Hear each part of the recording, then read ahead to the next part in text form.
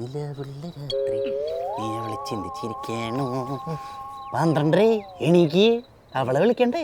എടാ ഈ അംഗൻവാടി തൊട്ട് സിംഗിളായിരിക്കണേ, ആരെ വിളിക്കാനാടാ ഞാൻ? അതിനോട് പറഞ്ഞിട്ട് കാര്യമില്ല. നല്ല പൊരിച്ചതുണ്ട്,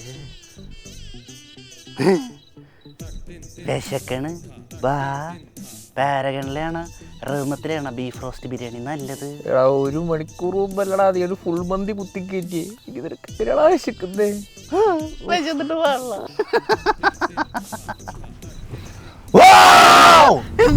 കാന്തര അതെ, നല്ല മഴ.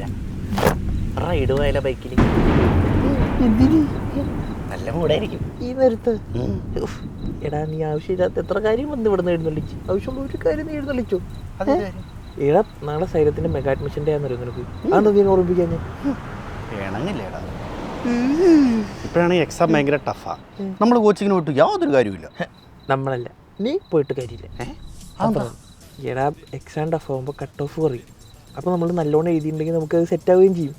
നമ്മൾ പിന്നെ ഇപ്പോൾ നാളെ അഡ്മിഷൻ എടുക്കാൻ പോകുന്ന അപ്പോൾ സ്ഥലത്തൊന്നുമല്ല, സൈലത്തിൽ അഡ്മിഷൻ എടുക്കാൻ പോകുന്നത്.